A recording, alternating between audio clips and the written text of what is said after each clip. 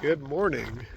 It is day 12 on the trail, and so far it doesn't look like it's going to be too icy snow in the woods, but I have a feeling that there might be ice coming up. But I do have my little micro spikes, so it should make the day doable. So this should be about a 13-mile day, and I'm going to be going through the Hockomock swamp, which I'll probably learn a lot about after I do this hike. And yeah, it looks like there's like a 5-mile walk under a power line, or like maybe a little bit under 5 miles. And I'll be ending at the point that the trail has a gap in Bridgewater, and there's like, I don't know, it picks up again at some point later on. But yeah, let's see how today goes. It's not too cold. It's not windy, but there is a snowstorm that will be coming in tonight. So I think around 7 o'clock, that's when the snow is forecast to start coming in. But for now, it's a beautiful day.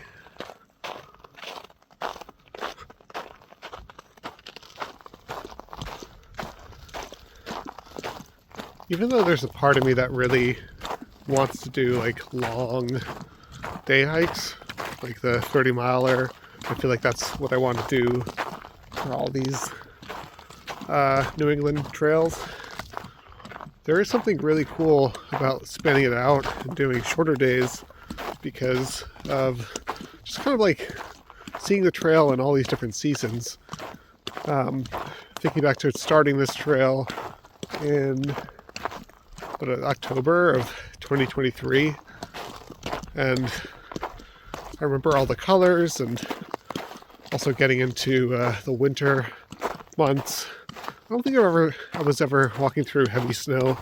I remember some like snow kind of coming in and out, little snowstorms, but nothing too terrible. And this is just such a beautiful way to experience this area of the trail, the southern portion, in the winter. And I don't know what my pace is looking like. I don't know if I'll end up doing this trail in the spring. I'm sure it's beautiful then too. But yeah, this trail's taking on some different sort of characters. We got a pitch pine, and yeah, I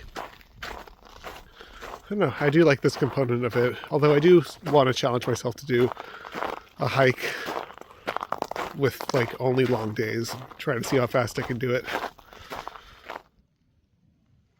Seeing a lot more pitch pines. This area is kind of like, at this point, half pitch pine and half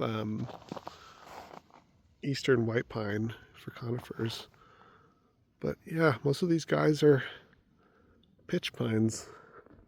I wonder if this is just a little forest with a good population of them, or if this is sort of like the transitional point where we start seeing a lot more of them alongside the white pines. Yeah.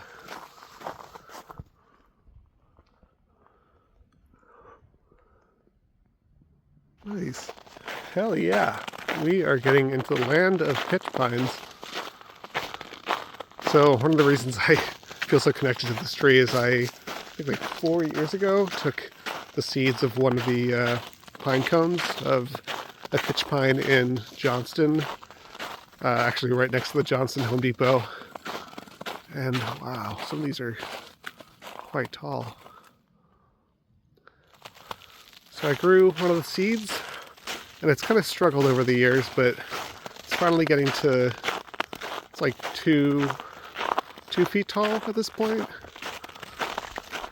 And yeah, it's just like a nice little tree that I get to watch grow up, and I hope it survives. But it's nice seeing these bigger pitch pines, and I also really like having learned about how they are more populated on the East Coast, specifically Plymouth all the way down to the Cape, and the Cape is like primarily pitch pines. Here we're back in a, wow, it's a big white pine. Yeah, we're mixed with white pines and pitch, but I'm super pumped about it.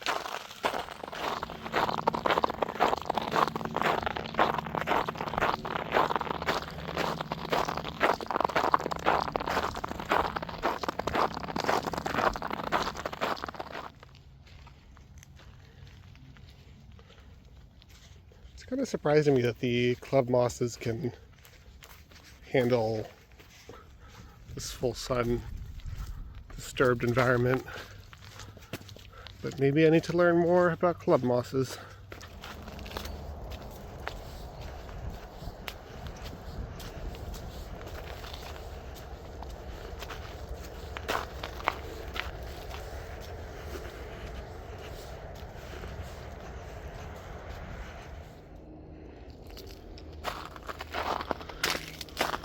Looks like there's some beaver activity around here.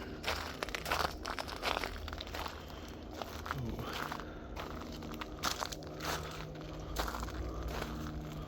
That is nice. This is still the Huckamup swamp. More beaver.